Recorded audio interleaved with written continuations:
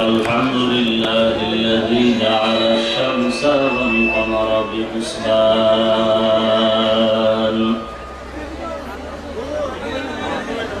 والنجم والشجر يسجدان وفضل زمانا على زمان كما فضل مكانا على مكان وإنسانا على إنسان ونشهد أن لا إله إلا الله وحده لا شريك له لا ضد له ولا ند له ولا مثل له ونشهد أن سيدنا وسندنا وحبيب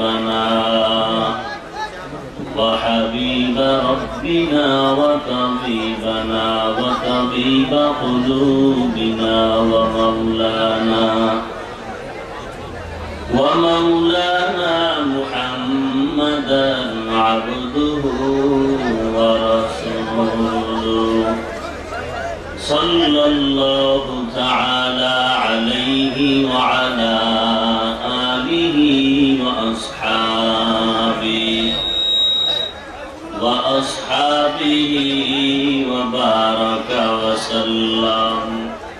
وبارك وسلم تسليما كثيرا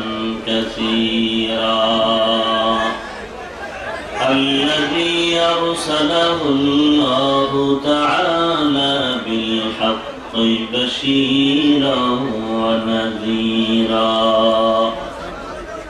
وداعيا إلى الله بإذنه وسراجا منيرا أما بعد فأعوذ بالله من الشيطان الرجيم بسم الله الرحمن الرحيم اقرأ باسم ربك الذي خلق الإنسان من علق اقرأ وربك الأكرم الذي علم بالقلم علم الإنسان ما لم يعلم فقال النبي صلى الله عليه وآله وسلم خيركم من تعلم القرآن وعلمه أو كما قال النبي عليه الصلاة والسلام صدق الله مولانا العظيم وصدق رسوله النبي الأمي الكريم ونحن على ذلك من الشاهدين والشاكرين والذاكرين والحمد لله رب العالمين اللهم صل على محمد النبي الأمي وعلى آله وسلم تسليما বক্সটা সোজা বলে দেন ভাই ভিডিও সোজা বলেন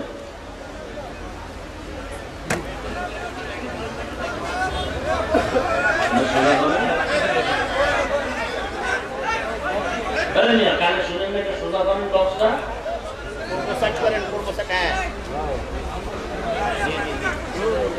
হালকা নিভাব দাও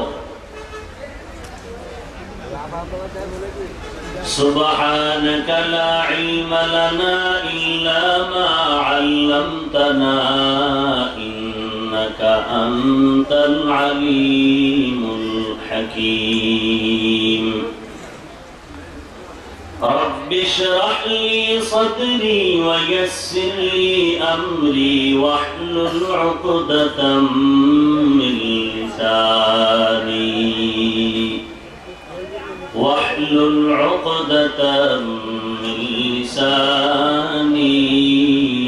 يفقهوا قولي सूरज ने दिया अपनी शुआओं को ये पैगाम सूरज ने दिया अपनी शुआओं को ये पैगाम दुनिया है अजब चीज को भी सुबह को भी शाम दुनिया है अजब चीज को भी सुबह को भी शाम दुनिया में हो दुनिया का तो दरगार नहीं हो दुनिया में हो दुनिया का तो दरगार नहीं हो बाजार से गुजर हो खरीदार नहीं हो बाजार से गुजर हो खरीदार नहीं हो मकबूल तो है शाद है काबिल तो बहुत है मकबूल तो है शाद है काबिल तो बहुत है आईना के मानिंदे तू नहीं दिल तो बहुत है आईना के मानिंदे तू नहीं दिल तो बहुत है মার্কাজুল হুদা নুরানিয়া হাফিজিয়া মাদ্রাসা হাফিজ ছাত্রদের পাগড়ি প্রদান উপলক্ষে আয়োজিত পঞ্চম বার্ষিক ইসলামী মহাসম্মেলন আজ 13 নভেম্বর 2019 মহতী এ মাহফিলে উপস্থিত মুহতারাম সম্মানিত সভাপতি প্রধান অতিথি বিশেষ অতিথি বৃন্দ মুআজ্জাজ মুকাররম জাতির মাথার মুকুট ওয়ারাসাতুল আম্বিয়া হযরত উলামায়ে কেরাম दूर दूरांत থেকে আগত আল্লাহ পাকের আশিকিন জাকিরিন শাকিরিন মুহিব্বিন মুরব্বিয়ান আযম কলিজার টুকরা আমার সমবয়সী যুবক বন্ধুগণ স্নেহের ছোট ভাই পর্দার আড়ালে অবস্থানরত শ্রদ্ধেয় সম্মানিত মা ও বোনেরা দয়াময় আল্লাহ রাব্বুল আলামিনের দরবারে লাখো কোটি শুকর ও সুজুদ যে মহান রব্বুল আলামিনের ফিতনার জামানায় কোরআন ও সুন্নাহর ভিত্তিতে সহি তরিকায় কিছু কথা বলার জন্য শুনবার জন্য আমাদেরকে কবুল ও মঞ্জুর করেছেন নিয়ামতের শুকর আদায় করি আলহামদুলিল্লাহ লক্ষ কোটি দরুদ ও সালাম সাইয়্যিদুল মুরসালিন রাহমাতুল লিল আলামিন শফিউল মুজনিবিন খাতামুন নবিয়্যিন সাইয়্যিদুস সাকালাইন ইমামুল মুরসালিন শফিয়ে আযম রাসূল আকরাম রাহমাত আলম নবিয়ুল আরব ওয়াল আজম حبيب كبرياء أشرف الأنبياء سيد الأنبياء شفيع محشر ساقي كوثر آقا نامدار مدينة كتاجدار آفتاب نبوت فخر موجودات سيد المخلوقات حضرت محمد رسول الله صلى الله عليه وآله وسلم সর্বোপরি সকল যাদের অক্লান্ত পরিশ্রমের মাধ্যমে আজ এই সুন্দর আয়োজন সময় পরামর্শ অর্থ দিয়ে দোয়া করে উপস্থিত হয়ে মাইক লাইট প্যান্ডেলের ব্যবস্থাপনার মাধ্যমে সহযোগিতার হাত যারা বাড়িয়েছেন প্রত্যেককেই আল্লাহ রাব্বুল আলামিনের খেদমতের বিনিময়ে দুনিয়াতে শান্তি পরকালে চিরমুক্তির ব্যবস্থা করে দিন আমিন সংক্ষিপ্ত সময়ে কিছু কথা বলার নিয়তে কোরআনে হাকিমের শেষের দিকে সূরাতুল আলাক এর কয়েক টুকরা আয়াতে কারিমা তিলাওয়াত করেছি বিশ্ব নবী শেষ নবী মহানবী শ্রেষ্ঠ নবী সাল্লাল্লাহু আলাইহি ওয়া আলিহি ওয়াসাল্লামের অসংখ্য অগণিত অমীয় বাণী পবিত্র হাদিস শরীফের মধ্য থেকে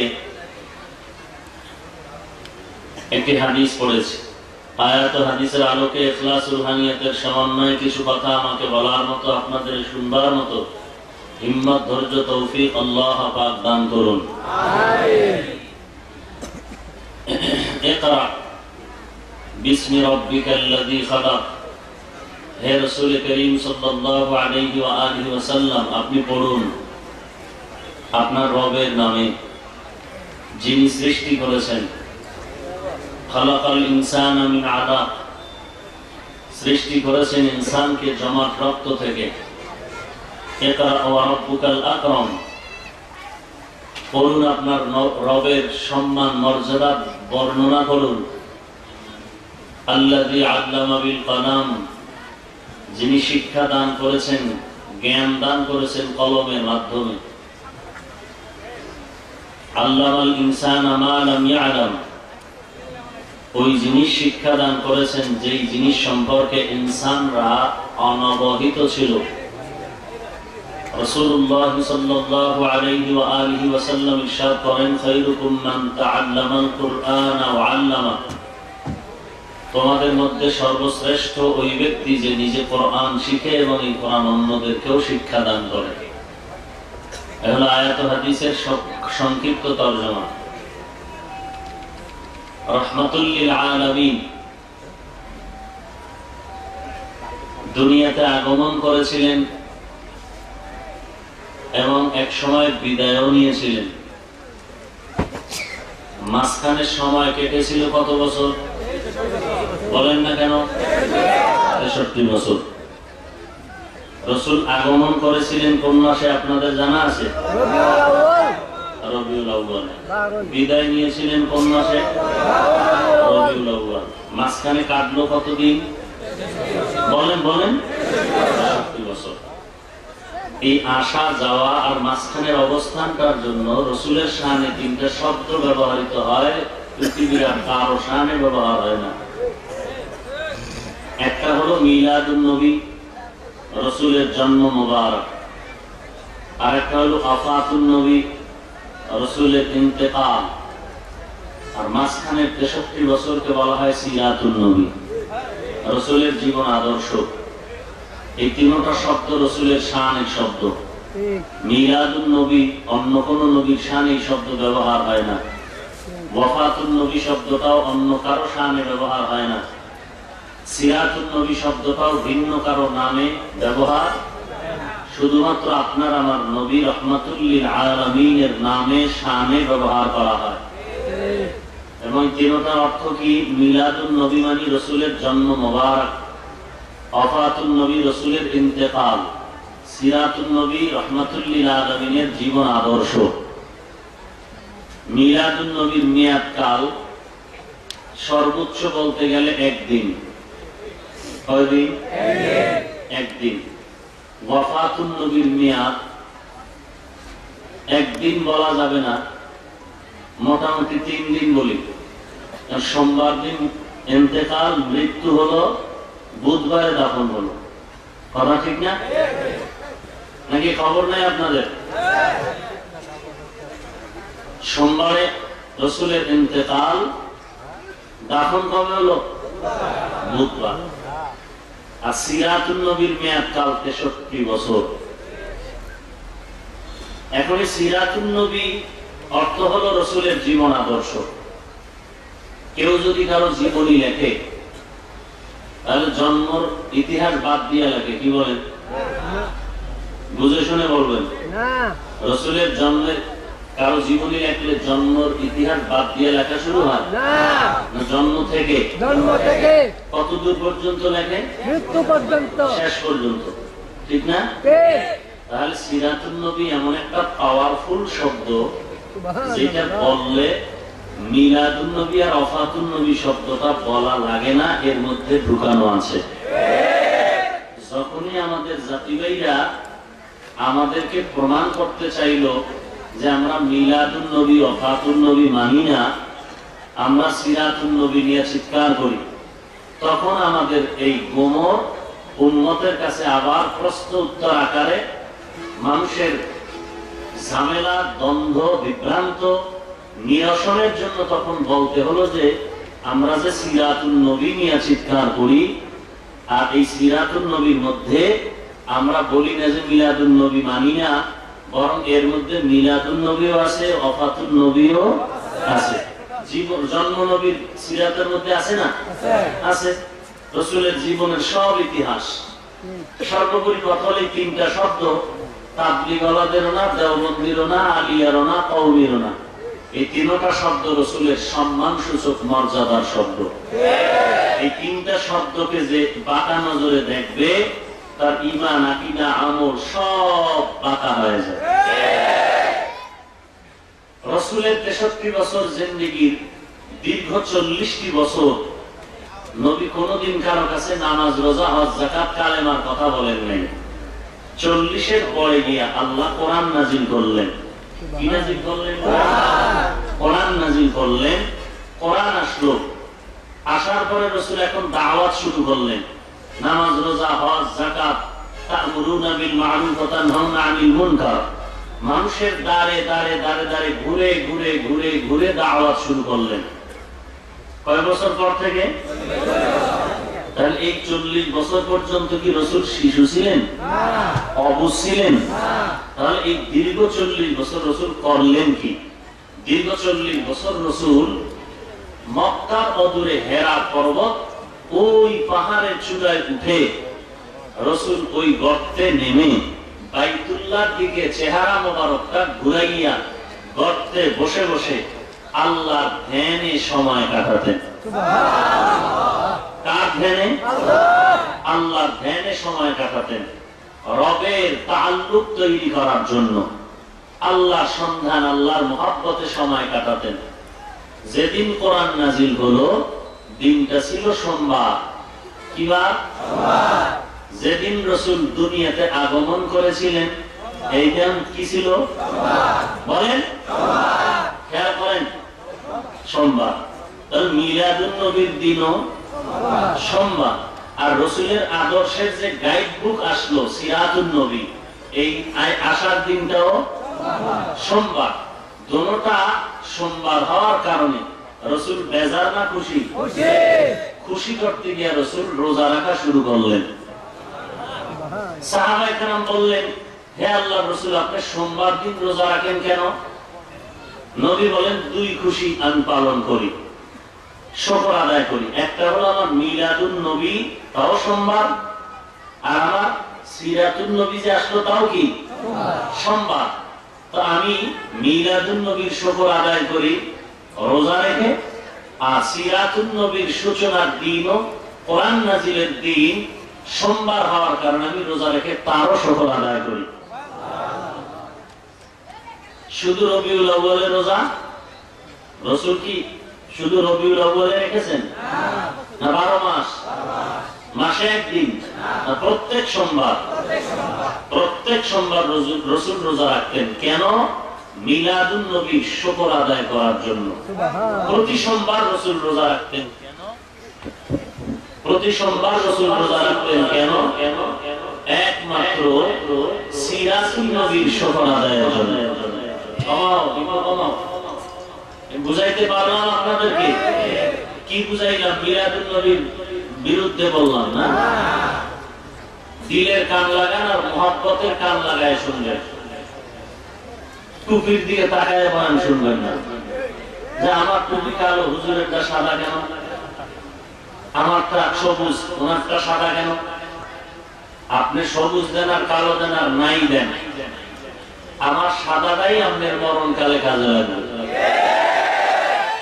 নাকি আপনাদের মরণকালে কাফন হবে কালো, সবুজ? হ্যাঁ, কি হবে?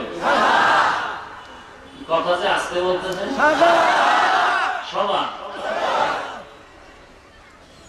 চিন্তা করছেন? মোটো কি চিন্তা করছেন? সাদাওয়ালারা কাফের। তাহলে আপনি মরার সময় তো কাফের হয়ে মরা লাগবে। হ্যাঁ, আল্লাহ আপনাদেরকেও সহি বুঝ দান করেন, আমাকেও সহি বুঝ দান করেন। কেন দ্বন্দ্ব করতেছেন? আজকে দ্বন্দ্ব হবে, ঝগড়া হবে মুমিনের সাথে আর বেঈমানের সাথে। কথা ঠিক না? রাসূলের মহব্বতে টুপি পরলাম, দাড়ি রাখলাম, নামাজ পড়ি, পর্দা করি, হালাল খাই। আপনি আমাকে বাঁকা নজরে দেখবেন কেন? আমি আপনাকে দেখলে সালাম দিব, আপনি আমাকে সালাম দিবেন। এটাই তো রাসূলের আদর্শ। আল্লাহ বুঝার তৌফিক দান করুন। তাহলে মিলাদুন নবী তো রাসূল কি রেখেছেন? ভুলে গেছেন? কি রেখেছেন? সিরাতুন নবীর শুকর আদায় করছেন কি দিয়া? রোজা দিয়ে। কথা সবাই একমতই কথা। কি শুধু রোজা বছরে একবার? 12 মাস। তাহলে রাসূল মিলাদুন নবীর শুকর আদায় করলেন 12 মাস। উম্মতেরা তোমরা যদি মিলাদুন নবীর শুকর আদায় করতে চাও, সিরাতুন নবীর শুকর আদায় করতে চাও, তো 12 মাস আমি রাসূল যা আমল করতে বলেছি ওই আমলের মাধ্যমে 12টা মাস শুকর আদায় করো। নাকি বছরে একবার? আল্লাহ বুঝার তৌফিক দান করেন। কোরআন নাজিল হলো, এই কোরআন নাজিলের প্রথম দিন জিবরাইল যে আসলেন, কি নিয়ে আসলেন? এই সূরা আলাক, ইকরা সূরাটা নিয়ে আসলেন। কোরআন নাজিলের প্রথম সূরা সূরাতুল আলাক। যদিও আমরা কোরআন শরীফ খুললে দেখি আলহামদু সূরাটা প্রথম সূরা, তাহলে ইকরা প্রথম হলো কিভাবে? জবাব হলো রাসূলের কাছে কোরআন নাজিলের সূচনা হয়েছে ইকরা সূরা দিয়ে, আর আলহামদু সূরাটা এটা লিপিবদ্ধ হয়েছে কোরআনে লাউহে মাহফুজে যেইভাবে সেটিং করা আছে ওইভাবে ওখানে আলহামদু আগে লেখা, এখানেও আলহামদু আগে লেখা। ওই লাউহে মাহফুজের সেটিং হিসাবে আলহামদু প্রথম। রাসূলের কাছে কোরআন নাজিলের সূচনা হয়েছে প্রথম সূরা সূরাতুল আলাক দিয়ে। জিবরাইল আমিন আসলেন, নবীকে দাঁড় করালেন। জিবরাইল আমিনের সিনার সাথে রাহমাতুল লিল আলামিনের সিনা মুবারকটা লাগায়া মৃদু চাপ দিলেন, আর জিবরাইল আমিন বললেন ইকরা।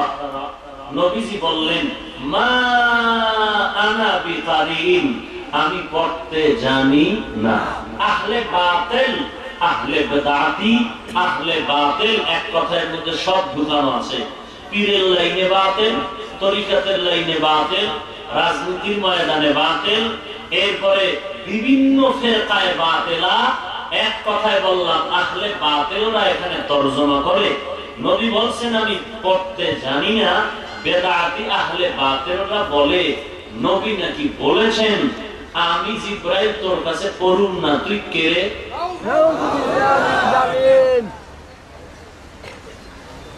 এক চাপ দিলেন, নবী বললেন পড়তে জানি না। জিবরাইল আবার আরেকটু চাপ দিলেন, বললেন ইকরা। নবী আবারও বললেন মা আনা বিকারিন, আমি পড়তে। কয় চাপ হলো? এবার জোরে চাপ দিলেন।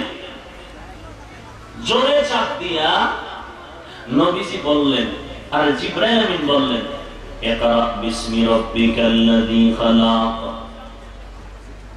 খালাকাল ইনসানা মিন আলাক, ইকরা ওয়া রাব্বুকাল আকরাম الذي علم بالقلم علم الإنسان ما لم يعلم। খুব খেয়াল করি।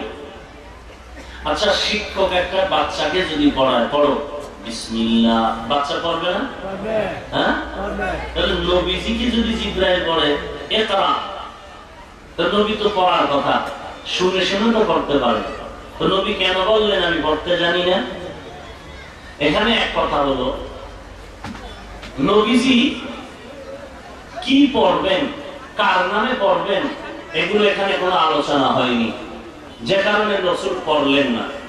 আর একটা কথা হলো জিবরাইল মুখে বলেন নাই ইকরা, রেশমি কাপড়ে এই সূরার 5টা আয়াত লিখে নবীর কাছে ধরলেন আর বললেন হে রাসূল ইকরা, পড়ুন। নবীজি হলেন উম্মি, দুনিয়া কারো লেখা, দুনিয়া কারো দেখে দেখে কিছু লেখা নবী পড়তে জানতেন না। রাসূল দুনিয়ার কারো কাছে শিখেন নাই কিছু, আল্লাহ পাক যা পাঠিয়েছেন তাই নবী জেনেছেন।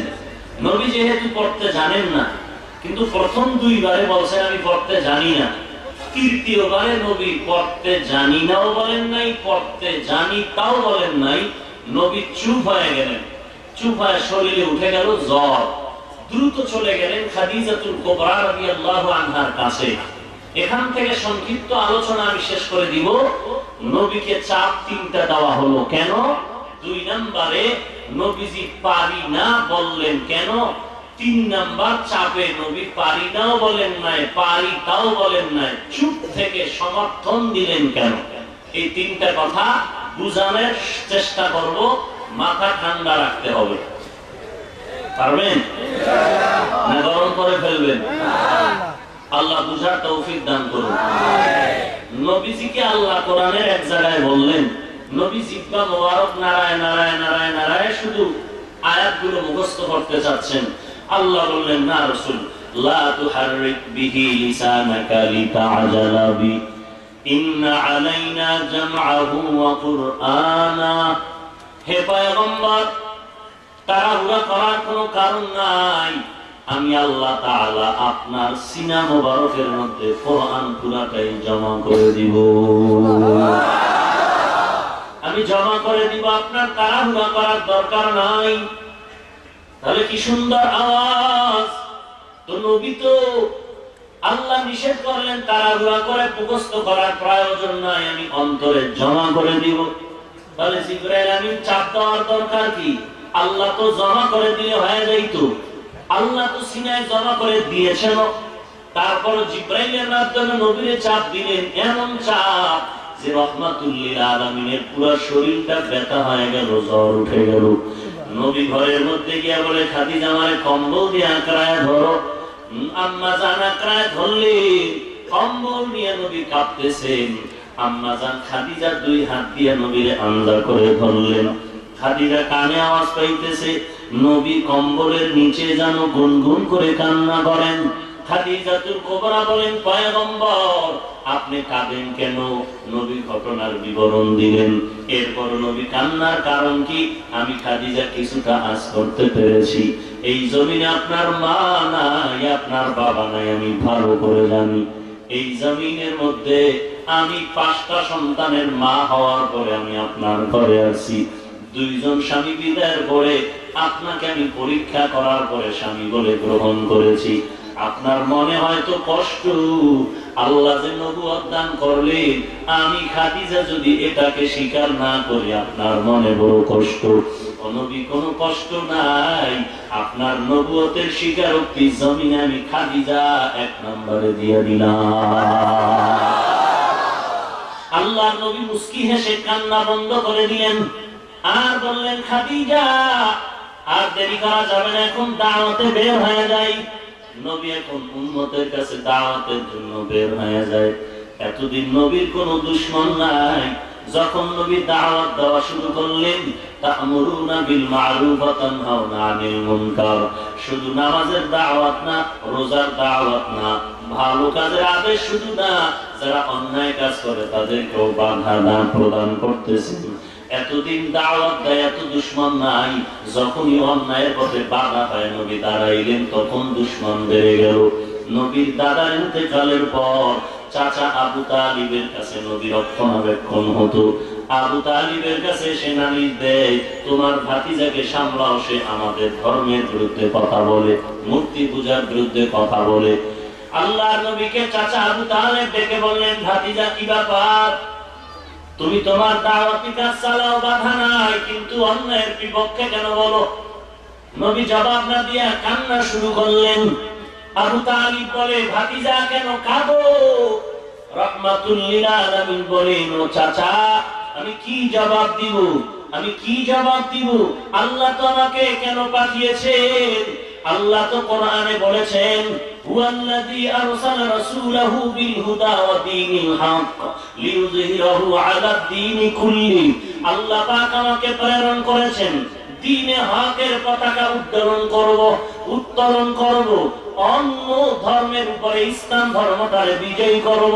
আর বিজয়ী যদি করতে হয়, অন্য ধর্মটা যে মানব রচিত ভ্রান্ত ধর্ম এটাও বলতে হবে, আবার ইসলাম ধর্ম একমাত্র আল্লাহর মনোনীত ধর্ম তাও বলতে হবে। চাচা আবু তালিব ডাক দিয়ে কয়, ভাতিজা কোনো টেনশন নাই, তোমার কাজ তুমি করতে থাকো, আমি আবু তালিব বেঁচে থাকতে একটা ফুলের ঠোকাও তোমার কেউ লাগবে না। এর নবীর উম্মতের দল রাহমাতুল লিল আলামিনকে কেন চাপ দিলে? মুফাসসিরিনে কেরাম, মুহাদ্দিসিনে কেরাম বলেছেন চাপ দেওয়ার কারণ, বলে বান্দা আল্লাহর দেওয়া আসমানী ইলমের নূর, এটা পাওয়ারফুল। এই ইলমটা যে কেউ নিতে পারবা না।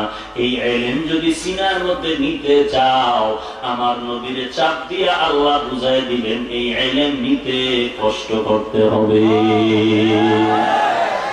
ইলমেরা এজাজো করদান বেহিসাব, খলকেরা দাদন জবাবে বাসওয়া।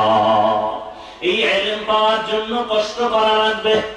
দেখছেন নি কষ্ট?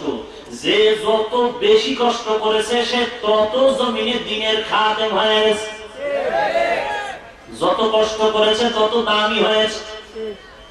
কেমন দামি? এমন একজন সাহাবার ইতিহাস পাবেন না এই ইলম অর্জন করতে গিয়ে কষ্ট করেন নাই, এই ইলম সিনায় ধারণ করতে গিয়ে কষ্ট করেন নাই। সাহাবায়ে কেরামের ইতিহাস কষ্টের ইতিহাস, রাহমাতুল লিল আলামিনের জিন্দেগির ইতিহাস কষ্টের ইতিহাস। না খাইয়া সিরাতুন নবীর দাওয়াত দেয়। আজকে ভাইজান তুমি সিরাতুন নবী মানতে চাও না কেন? আমার মনে হয় তুমি কষ্ট সহ্য করতে পারবা না, এই জন্য মানো না। সিরাতুন নবী মানতে গেলে দাড়ি রাখা লাগবে, সিরাতুন নবী মানলে টুপি পরা লাগবে, সিরাতুন নবী আমল করতে গেলে দাড়ি রাখা লাগবে। সুদ খাওয়া যাবে না, ঘুষ খাওয়া যাবে না, গালি দেওয়া যাবে না। আর দাড়ি রাখতে গেলে ম্যাডাম বেজার, দাড়ি রাখতে গেলে শ্বশুরি বেজার, দাড়ি রাখতে গেলে শ্বশুর বাড়ির মেহমানরা বেজার। সুন্নত মানতে গেলে সবাই বেজার হয়ে যাবে, ছেলে বেজার, মেয়ে বেজার। কেন? বলে নবীর সুন্নাত অনুযায়ী যদি বলি চেয়ার টেবিলে খানা খাওয়া যাবে না, সমতল জমিনে খানা খাও। আমার সবাই ছেলে মেয়েরা কয় বাবা তুমি পাগল হয়ে গেল নাকি? অভদ্রতা শুরু করলা কেন? দুনিয়ার মানুষ আজকে পাগলামিতে পড়িয়া নবীর সুন্নতের বলে অভদ্রতা, আর বেঈমানের পাছাটা গোলামি করাটাকে বলে ভদ্রতা। সুরাতো হাম সিরাতে মুস্তফা তমামি হালে উকুন ইত্তেবায়ে সুন্নতে খায়রুল বাশার গিরে লাজিম তাবয়াবি আই পেশা। এরে নবীর আশিক উম্মতের দল, ইলমে দ্বীন শিখার জন্য কষ্ট। সাহাবায়ে কেরামের কি কষ্ট!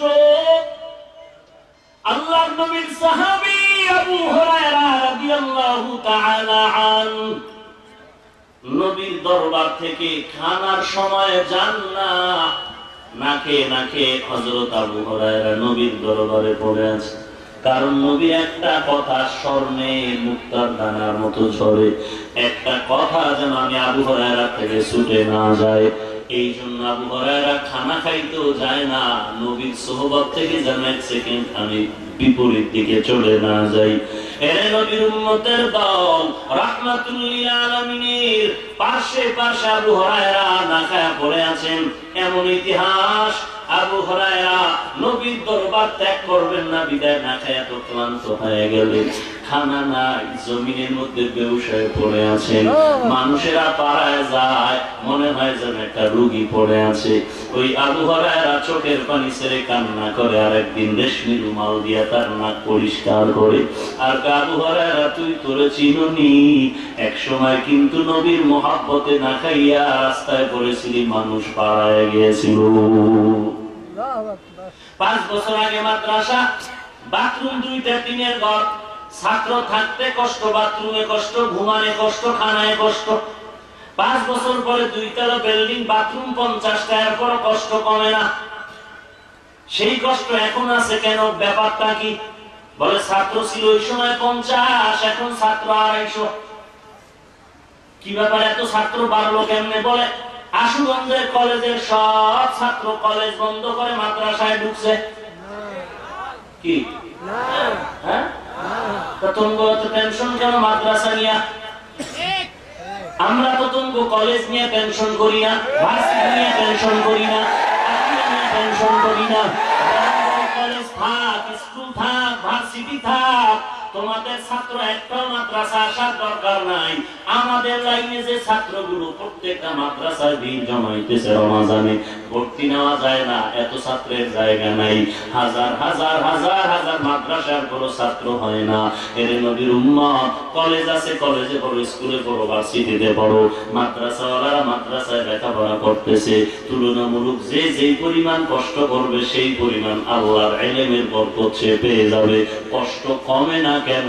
আল্লাহ বলেন এই নিজামটা কিয়ামত পর্যন্ত থাকবে। যতই কোটি কোটি টাকা দান করতেছে, একতলা বিল্ডিং একজনে বলে আমি করে দিব, একজনে বলে পাঁচতলা বিল্ডিং আমি করে দিব, একজনে বলে যত চাল লাগে আমি দিব, সব চাল আসতেছে, এরপর ছাত্রদের কষ্ট কমে না। কারণটা কি রে বাবা? কিয়ামত পর্যন্ত মাদ্রাসাগুলোতে যত দান করবে কিয়ামত পর্যন্ত দান শেষ হবে না। এর বান্দা যত দিবে তত লাগবে, যত দিবে ততই প্রয়োজন হবে। আল্লাহ বলেন এই ইলম শিখার একটা উসুল হলো কষ্ট ছাড়া মিষ্টি পাওয়া যাবে না। এই জন্য মাদ্রাসাগুলোতে কষ্ট, যারা যেই পরিমাণ কষ্ট করেছে সেই পরিমাণ তারা দামি হয়ে গেল। দেখেন যত দামি দামি ব্যক্তি, শুধু মাদ্রাসা কেন, দুনিয়ার লাইনে যারা লেখাপড়া দেখতেছেন, বড় ডিসি, এসপি, ইঞ্জিনিয়ার সুনামের সাথে আছে, খবর নিয়ে দেখেন ওরা লেখাপড়ার জীবনে কষ্ট বেশি করেছে। মা ঠিকমতো ভাড়া টাকা দিতে পারে নাই, বাবা তারা ঠিকমতো ভর্তির টাকা দিতে পারে নাই, কষ্ট করে করে মানুষের বাড়ি কাজ করে করে বাবা টাকা দিয়েছে, ওই টাকা দিয়ে লেখাপড়া করেছে। আর ওই সন্তানই আজ দেশের মধ্যে সুনামের সাথে ডাক্তারি করতেছে। যত আখিরাতের লাইনে ভালো ব্যক্তি দেখেন, অনেক বুজুর্গ ইতিহাস পড়ে দেখেন তার ইবতিদা কত কষ্ট, জিন্দেগি কষ্টে কষ্টে কাটায় দিল। মাদ্রাসায় ফ্রি খাইল, টাকা দিতে পারতো না। হ্যাঁ, আর এইদের তুমি গালি বানাইছো না? মাদ্রাসায় পড়লে যাকাত খায়, ফিতরা খায়, যাকাতের টাকা খাইয়া পড়তেছে কওমিওয়ালারা, এটা গালি বানাই? তাহলে খয়রাত খাওয়া ছাড়া কে পড়ছে আমাকে বল? ভিক্ষা ছাড়া চলে কে বলো? আমাদের মাদ্রাসাগুলোতে মানুষ কলিজা দিয়া দান করে, না নিলে মনে বেজার। আর তোমরাও ভিক্ষা করো, বিদেশ গিয়া আনো, মানুষ টের পায় না, আবার জুলুম করে নাও, বলো না দিলে দোকান বন্ধ হয়ে যাবে। আর আমরা বলি খবরদার ভাইজান, আপনি যে দান করছেন আল্লাহর মহব্বতে দিয়েছেন, বলে হ্যাঁ, বলে তাহলে কোন কথা বলা যাবে না, বলে বলবো না। এমন কি চুপে চুপে দান করতেছে, মাদ্রাসায় চাল নাই, ডাল নাই, খানা নাই, আগামী সকাল রাত দুপুর বেলার খানা নাই। হুজুরেরা ছাত্রদের নিয়ে ফজরের নামাজ পড়ে মোনাজাত দেওয়া শুরু করলো, খতম করা শুরু করলো। ও দয়ার মালিক, এতগুলো ছাত্র তোমার কোরআন পড়ে, নবীর হাদিস পড়ে, খানার আয়োজন নাই। হঠাৎ করে দেখা গেল পেরাক ভর্তি চাউল মাদ্রাসার গেটে দাঁড়ায় গেল। কি ব্যাপার ভাই, তুমি কোথা থেকে আসছো? জীবনে তোমারে দেখি নাই। বলে আমি দেখলাম রাতের বেলা স্বপ্নে দেখি আমার বাবার কবরে আযাব চলতেছে, কে যেন বলতেছে তাড়াতাড়ি মাদ্রাসায় দান সৎকার কর, না হয় আযাব বন্ধ হবে না। আমি ঘুম থেকে উঠা এরপরে দানের অবস্থা নিয়ে মাদ্রাসায় হাজির। নবীর উম্মতের দল তো চাপ দিয়া নবী বুঝাইলেন ইলমের জন্য কষ্ট। তো ঠিক আছে, কষ্ট তিনবার চাপ দিলেন কেন? একটা চাপ দিলেই তো হয়ে যেত। বলে তিনটা চাপ দিয়া নবীজি জিন্দেগিতে তিনটা মুসিবত আসবে ভয়ঙ্কর, এটা ইশারা করলেন। এরে নবীর উম্মতের দল, নবীর জিন্দেগির কষ্ট চূড়ান্ত কষ্ট রে ভাই, মারাত্মক কষ্ট। শিয়াবে আবু তালিবের মধ্যে নবী গৃহবন্দী হয়ে ছিলেন, এর মারাত্মক কষ্ট। ঘরের চতুর্দিক থেকে অস্ত্র নিয়ে দাঁড়ায় আছে, নবীকে হত্যা করবেন, মারাত্মক কষ্ট। এমন এক সময় চাচা আবু তালিব আর খাদিজার ইন্তেকাল হয়ে গেল। নবী এতই যে কাঁদলেন যে অন্য কারো বেলায় নবী এত কাঁদেন নাই। চাচা আবু তালিবের ইন্তেকাল হয়ে গেল, আম্মা জান খাদিজাতুল কুবরা রাদিয়াল্লাহু আনহার ইন্তেকাল হয়ে গেল। আম্মা জান আয়েশা বলেন, আমি মায়ার নবীকে মাঝে মাঝে দেখতাম, আমার হুজরার কিনারায় নবী গুনগুন করে কান্না করতেন। আমি মাঝে মাঝে বলতাম, পয়গম্বর আপনি হুজরার মধ্যে কেন কান্না করেন? রানী আয়েশা তো আপনার কিনারায়। নবী জবাব দেন না, বারবার ইসরার করার পরে নবী একদিন বললেন, আয়েশা তুমি জানো না আমার খাদিজার কথা মনে পড়লে চোখের পানি ধরে রাখতে পারি না। যে খাদিজা বিপদে আমার বিপদের সময়ের বিবি, আরবের মধ্যে আমার আপন কেউ নাই, ওই হেরা গুহায় গিয়ে আমি আল্লাহ ধ্যানে সময় কাটাইতাম। আর মাঝে মাঝে খাদিজা মহিলা মানুষ আমার ওই গুহার মধ্যে গিয়ে আমি নবীর কাছে নাস্তা পৌঁছায় দিতে। খাদিজা এত বড় ধনাঢ্য নারী, আরবের মধ্যে সব সম্পদ আমাকে হাদিয়া দান করে দিলেন। ওই খাদিজার অবদান আমি রাহমাতুল লিল আলামিন ভুলতে পারি না। আল্লাহর নবী তিনবার চাপের পর দুইবারে বললেন পারি না। তৃতীয় চাপে নবী চুপ থাকলেন কেন? উম্মতের জানায় দিলেন, এর উম্মত আমি নবী তৃতীয় চাপে চুপ থেকে সমর্থন দিয়ে বললাম, কারণ ওই সময় জিবরাইল আমিন বলেছে অথবা কাপড়ে লেখা আছে, জিবরাইল আমাকে একটু শুনায় দিল, শুনানোর পর আমি রাজি হয়ে গেলাম। কি আগের দুইবার পড়তে বলেছে সেখানে বলে নাই কার নামে পড়বো, 3 নাম্বার চাপে বলা হলো রবের নামে পড়ো। আমি নবী খুশি হইয়া এইবার রাজি হয়ে গেলাম। দুনিয়াতে উম্মতেরা তোমরাও শিক্ষা নাও, রবের নামের পড়াগুলো পড়ো, অন্য পড়াগুলো ছাড়ো। জমিনের মধ্যে যত লেখাপড়া আছে দুই প্রকার, একটা হলো রবের নামের পড়া, আর একটা হলো রবের নাম ছাড়া পড়া। রবের নাম ছাড়া পড়ার প্রতিষ্ঠান আলাদা, গঠনতন্ত্র আলাদা, তার নিয়ম পদ্ধতি আলাদা, উদ্দেশ্য আলাদা। রবের নামের লেখাপড়ার প্রতিষ্ঠান আলাদা, এদের উদ্দেশ্য আলাদা, এদের সমস্ত নিয়ম পদ্ধতি আলাদা। রবের নাম ছাড়া লেখাপড়ার প্রতিষ্ঠান, স্কুল, কলেজ, ভার্সিটি, এইরকম কেজি স্কুল, আরো যত প্রাইমারি আছে, এদের লেখাপড়ার সিস্টেম আলাদা। আর ধর্মীয় শিক্ষা যত আছে, আল্লাহর নামের পড়া, এই পড়ার স্কুল, এটা প্রতিষ্ঠান জামিয়া, মাদ্রাসা, নুরানি মক্তব, হিফজখানা, এই নামে অবহিত করা হয়। এদের উদ্দেশ্য আর তাদের উদ্দেশ্য আলাদা। দুনিয়ার লাইনে যারা লেখাপড়া করে রবের নাম ছাড়া লেখাপড়া, এটাকে ধর্মীয় আর দুনিয়া শিক্ষা, জেনারেল শিক্ষা, জাগতিক শিক্ষা বলে, ইংরেজি লাইনের শিক্ষা বলে। আর আল্লাহর নামের পড়াটাকে কোরআনের শিক্ষা, আখিরাতের শিক্ষা, ধর্মীয় শিক্ষা বলা হয়। দুনিয়ার শিক্ষার উদ্দেশ্য দুনিয়ার চাকরি বা গোলামি, আর আখিরাতের কোরআনের শিক্ষার একমাত্র উদ্দেশ্য আল্লাহ তাআলার গোলামি। এবার আমরা একটু জানবো দুনিয়ার না শিক্ষা আর আখিরাতের শিক্ষা, আল্লাহর নামের লেখাপড়া আর আল্লাহর নাম বাদ দিয়ে লেখাপড়া, তারা পান্ডা কি হতে পারবে? মুফাসসিরিনে কেরাম বিস্তারিত আলোচনার নির্যাস ফলাফল বের করে বলেছেন, আল্লাহর নাম ছাড়া যত লেখাপড়া আছে, এই লেখাপড়া যদি মুসলমানের সন্তান করু, সব হতে পারবা, সব ডাক্তার হতে পারবা, ডক্টর হতে পারবা, ইঞ্জিনিয়ার হতে পারবা, কলামিস্ট হতে পারবা, সাংবাদিক, সাহিত্যিক, ওসি, ডিসি, এসপি, আইজি, উকিল, ব্যারিস্টার, এমপি, মন্ত্রী হতে পারবা। কি হতে পারবা না? বলে মানুষ হতে পারবা না। ঠিক বলার আগে মাথা ঠান্ডা আসেনি?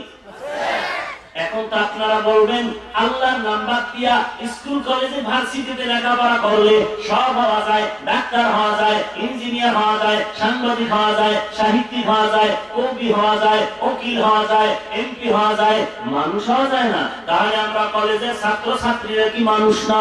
স্কুলে যারা পড়ি কি মানুষ না? জবাব দেওয়ার আগে আর একটু সময় দেওয়া লাগবে, দিবেননি? হ্যাঁ, ভালো করে খেয়াল করেন। এরে নবীর উম্মতের দল, বাবা মা আল্লাহর কাছে দোয়া করলেন, আল্লাহ নতুন বিয়া হয়ে গেল, তুমি একটা সন্তান দান করো। সন্তান পাইলো একটা নারী, মেয়ে কন্যা সন্তান। মা বাবা সব করে নাম রাখলো তাসলিমা। এই সন্তানটার মা বাবা আদর করে লেখাপড়া শিখাইলো। এখন এই তাসলিমা শুধু সাধারণ শিক্ষিতা না, এখন সে একজন এমবিবিএস ডাক্তার। এমবিবিএস ডাক্তার হইয়া ডাক্তারির ফাঁকে ফাঁকে ইসলামের স্টাডি করে, বই পুস্তক পড়ে, মাঝে মাঝে কোরআনের তর্জমা করে দেখলো। আল্লাহ তাআলা অর্ডার করলেন নারীরা পর্দা করবা। এবার তাসলিমা মন্তব্য করলো, নারীদের উপর একচাটিয়া দিয়া পর্দা করার আদেশ দিল। আল্লাহ জুলুম করলো, আল্লাহ বড় জালেম। এই কথা বলার পরে শুধু এখানেই থামে নাই, একের পর এক মন্তব্য করা শুরু করলো। বোরকা পরার আইন দিল কোরআনের মধ্যে, হেজাবের আইন, এটাও নারীর উপরে জুলুম করলো, আল্লাহ বড় জালেম। এইভাবে একটা একটা শুধু বলতেই শুরু করলো না, এবার বই লেখিয়া উম্মতেরকে সদকা দিতেছে। পড়ো আমার বইগুলো পড়ে তোমরা তাড়াতাড়ি নাস্তিকতার বেড়াজালে ঢুকে যাও। এই কথা বলার পরে সব মুসলমান যখন আন্দোলন শুরু করলো, তখন ওই মুসলমানের বাচ্চা কন্যা এমবিবিএস ডাক্তার তাসলিমা নাসরিনের বিরুদ্ধে আন্দোলনে, যেই বোরকার বিরুদ্ধে তাসলিমা আন্দোলন করলো, ওই বোরকা পরিয়াই তাসলিমা বিদেশে পালায় গেল। গ্রামের প্রবাদ আছে, যে যাকে নিন্দে সে তাকে দিন্দে। যেই বোরকা পছন্দ করে না, ওই বোরকা ছাড়া পালাইতেও পারলো না। এরে নবীর উম্মতের দল, যেই তাসলিমা আল্লাহরে জালেম বলল, এটা অশিক্ষিতা না, শিক্ষিতা নারী, এমবিবিএস ডাক্তার, এরপরও কেন কথা এরকম বললো? শুধু তাই না, বলে তাসলিমা বলে, আমি তাসলিমার পেট, আমি শরীরের অংশ, আমার শরীরের অংশ, আমার পেটে একজন স্বামী বাচ্চা দিবে, হতে পারবে না। আমার পেটে বাচ্চা আমি যেখান থেকে মনে চাই সেখান থেকে নিব, এটা আমার স্বাধীনতা। আমার ওলামায়ে কেরাম সব একমত হয়ে স্লোগান দিল, যেখান থেকে মনে চায় সেখান থেকে পেটে বাচ্চা কুকুর নিয়ে নিতে পারে, মানুষ নিতে পারে না। তাহলে এমবিবিএস ডাক্তার তাসলিমার কুকুরনির মতো, পশুত্বের মতো স্লোগান কেন? একমাত্র জবাব, আল্লাহ তাআলার নামে লেখা পড়ার অভাব। আল্লাহর নামের লেখাপড়া না করার কারণে এমবিবিএস ডাক্তার হইয়াও বেশ্যা হয়ে গেল, এমবিবিএস ডাক্তার হওয়ার পরেও নাস্তিক হয়ে গেল, চির জাহান্নামী হয়ে গেল। ও মরণের পরেও কি বিপদ, দুনিয়াতেও তো শান্তি নাই, বিদেশে গিয়াও জুতার বাড়ি খাচ্ছে। প্রফেসর সাহেব কলেজের মধ্যে ঢুকলেন আর বললেন, এই ছেলে মেয়েরা, লেখাপড়া বাদ দিয়ে কানের মধ্যে তার লাগাইছো কেন? বলে এফএম এর গান শুনি। বলে চুপ কর, আমি এখন ক্লাস করবো। জি স্যার বসেন। নাম আমার জানো? বলে হ্যাঁ জানি। বলো না কেন? বলে বেদবি হয়ে যাবে। বলে আমার নাম হলো আহমদ শরীফ। বলে আর নামটা তো আমরা শুনেছি। বলে আজকে একটা থিওরি তোদের দিয়া যায়, আমি কলেজের প্রফেসর, আমার নাম আহমদ শরীফ, আজকে থেকে তোদের বলবো, তোরা জানছো কোরআন শরীফ, হাদিস শরীফ, মদিনা শরীফ, মক্কা শরীফ, কোন শরীফ লাগবে না, আমি আহমদ শরীফ তোদের জন্য যথেষ্ট। একজন কলেজের প্রফেসর এই কথা বলল কেন? শুধু তাই না, মরণের বিশ্বাস করে না, কবর বিশ্বাস করে না। মরার আগে ছেলে মেয়ের বলল, আমি কবর বিশ্বাস করি না, আমারে মরার পরে কবরে দাফন করবি না। ঠিকই মরার পরে আর ছেলে মেয়েরা কবরে দাফন করে নাই, হসপিটালে দেহটা দান করে দিয়ে দিল। এই আহমদ শরীফ একজন প্রফেসর হওয়ার পরে পশুত্বের মন্তব্য কেন করলো? একমাত্র জবাব হলো, আল্লাহর নাম সারা লেখা পড়ার, আল্লাহর নামের লেখা পড়ার অভাব। এবার বুঝাইতে পারলাম যে আল্লাহর নাম বাদ দিয়ে লেখাপড়া করলে প্রফেসর হতে পারে, মানুষ হতে পারে না। আল্লাহর নাম বাদ দিয়ে লেখাপড়া করলে ডাক্তার হতে পারে, মানুষ হতে পারে না। এবার জানবো, মানুষ আমরা যারা স্কুল কলেজে লেখাপড়া করি, আমরা কি মানুষ না? এবার ভালো করে শুনো, আল্লাহ তাআলা তোমার জবাব দিতেছেন। মানুষ কাকে বলে? বাবার ঔরসে জন্ম হলে মানুষ হওয়া যায় না। আদম নবীর বংশে মানুষ, ইহুদি খ্রিস্টান আদমের সন্তান, এই মানুষ হিসেবে নাজাত পাবে না। আল্লাহ বলেন, আমার দরবারে মানুষের গুণ হলো আলাদা। আল্লাহ এই জবাব দিয়ে বলেন, আর রহমান আল্লামাল কুরআন খালাকাল ইনসান। রহমান হলেন তিনি, কোরআন শিখাইলেন যিনি। রহমান হলেন তিনি, মানুষ বানাইলেন যিনি। আল্লাহ বলেন, আমি কোরআন শিখাইলাম, মানুষ বানাইলাম। আমরা দেখি না, না, আগে আল্লাহ মানুষ বানাইলেন, পরে কোরআন শিখাইলেন। এটাই তো বাস্তবতা। আল্লাহ কেন বললেন, আমি মানুষ বানানোর আগে কোরআন শিখাইলাম? আল্লামাল কোরআন খালাকাল ইনসান। আল্লাহ বলেন, আমি কোরআন শিখায় মানুষ বানাইলাম। আমরা দেখি না, না, মানুষ বানায় আল্লাহ কোরআন শিখাইলেন, আল্লাহ উল্টা বললেন কেন? বলে না, উল্টা না, ফাইলুল হাকিম লা ইয়াখলু আনিল হিকমা। আল্লাহর কথা, হাকিমের কথা হিকমত থেকে খালি না। আল্লাহ তাআলা কেন বললেন? মুফাসসিরিনে কেরাম জবাব দিয়ে বলেন, আল্লাহর দরবারে সব মানুষের দাম নাই। জন্মগত মানুষ, বংশগত মানুষ, আরেকদল মানুষ হলো গুণগত মানুষ। আল্লাহর কাছে জন্মগত মানুষের দাম নাই, বংশগত মানুষের দাম নাই, একমাত্র গুণগত মানুষের দাম। কিসের দাম? মাইকওয়ালা মাইক বানাইছে আওয়াজ দেওয়ার জন্য, আওয়াজ দেওয়াটা মাইকের গুণ। বাতিওয়ালা বাতি বানাইছে আলো দেওয়ার জন্য, আলো দেওয়াটা বাতির গুণ। ফ্যানওয়ালা পাখা বানাইছে বাতাস দেওয়ার জন্য, বাতাস দেওয়া পাখার গুণ। মাইক বানাইছে আওয়াজ দেওয়ার জন্য, আওয়াজ দেওয়াটা মাইকের গুণ। যদি মাইক আওয়াজ না দেয়, লাঠি মেরে পালায় দেয়, গুণের মাইক না।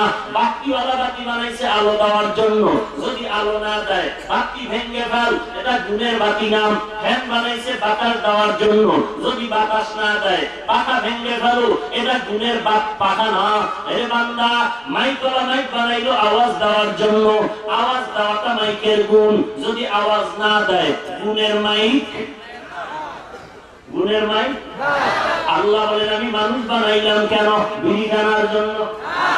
আল্লাহ তাআলা বলেন, মানুষ তোদেরকেও বানাইছি বিনা কারণে না। তোরা কি মনে করছ আমি অনর্থক বানাইছি? আফা হাসিবতুম আন্নামা খালাকনাকুম আবাসা, আফা হাসিবতুম আন্নামা খালাকনাকুম আবাসা ওয়া আন্নাকুম ইলাইনা লা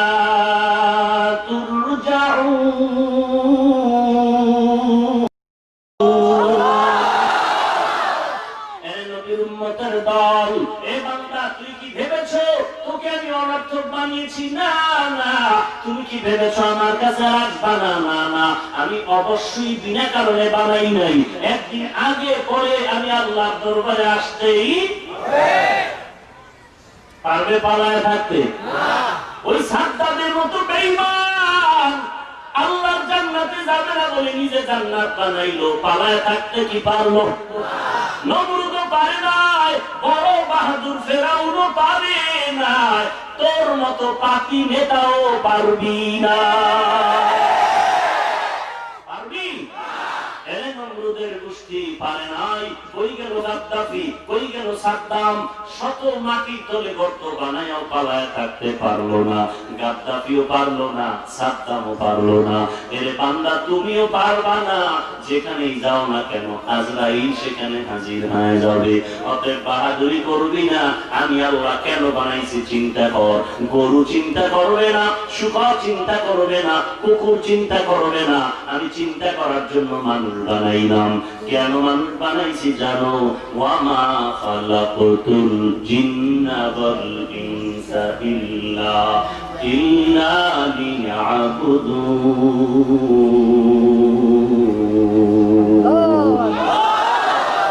আল্লাহ বলেন, আমি মানুষ বানাইছি আমার ইবাদতের জন্য। কার ইবাদত? আল্লাহ। আর জোরে বলেন, কার ইবাদত? তাহলে মানুষ বানাইছেন কি জন্য? ইবাদত।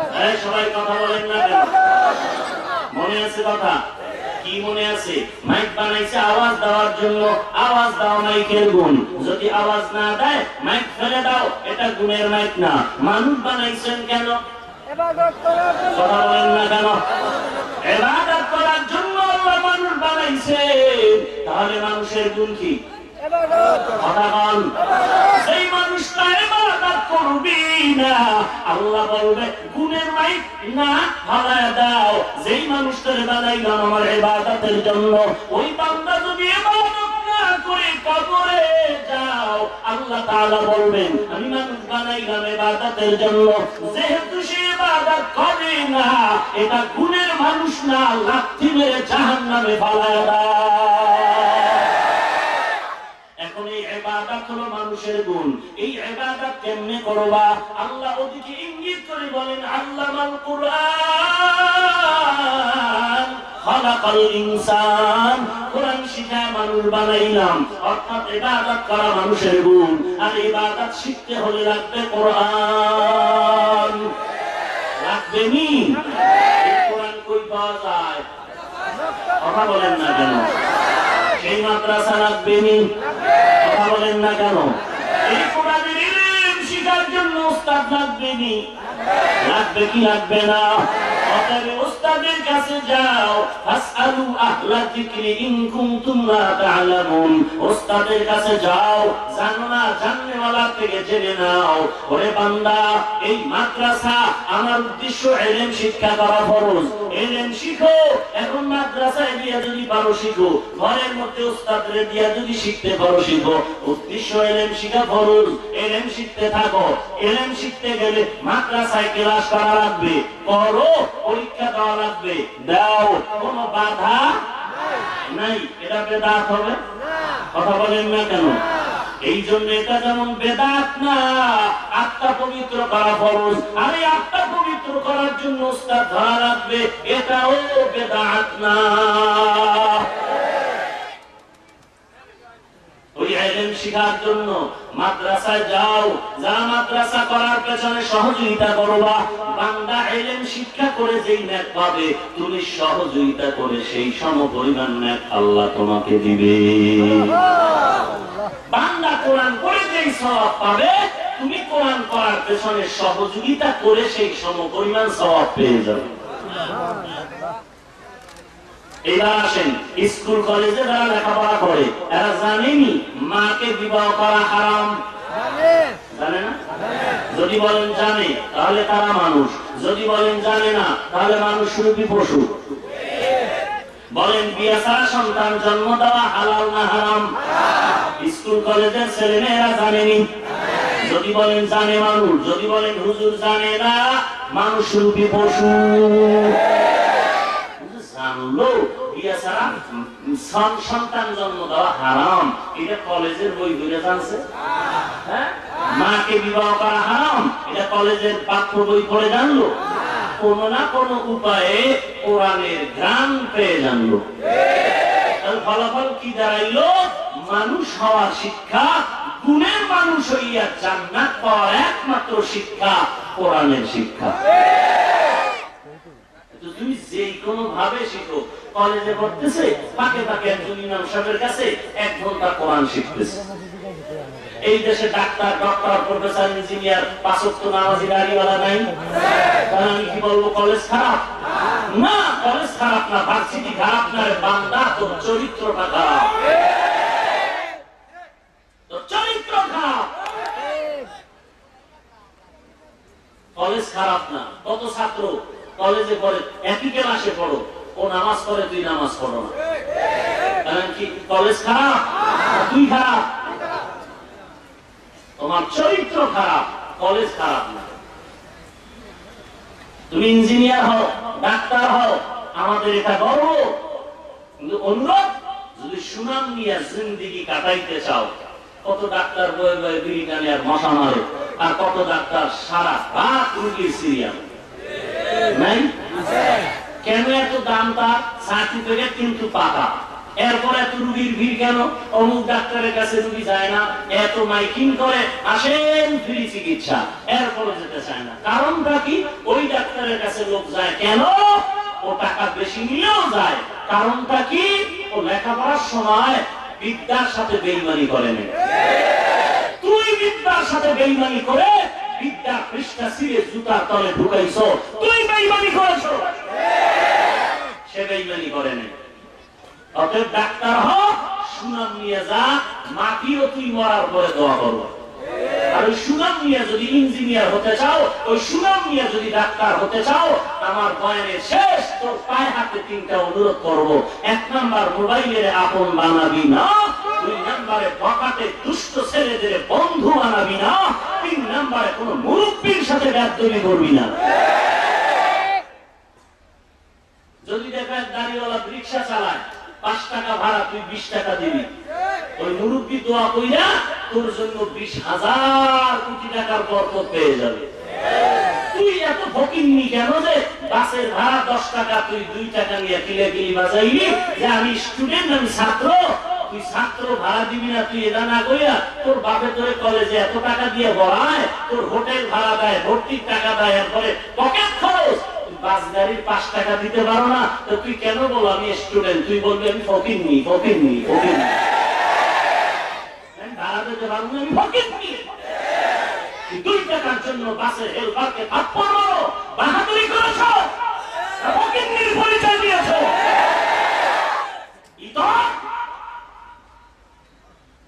কত মুরব্বীর সাথে গাদ্দুবি করে 2-4 টাকা ভাড়ার লেগে। খুব সাবধান, মানো আর না মানো তোর কপাল তুই খাবি। 3টা কথা শেষ। যদি আদর্শ নিয়ে ইঞ্জিনিয়ার হতে চাও, আদর্শের সাথে ডাক্তারি করে বড় কিছু হতে চাও, মাটি তো করবে তোর জন্য। 3টা অনুরোধ। 1 নম্বরে মোবাইলকে আপন বানাবি না, 2 নম্বরে বকাটে দুষ্ট ছেলেদেরকে বন্ধু বানাবি না, 3 নম্বরে কোন মুরব্বীর সাথে বেয়াদবি করবি না। বয়ান শেষ। নারায়ে তাকবীর। আছে আল্লাহ কবুল করেন। আর উলামায়ে কেরামদের অনুসরণে চলবো আমরা ইনশাআল্লাহ। রাজি আছি সবাই?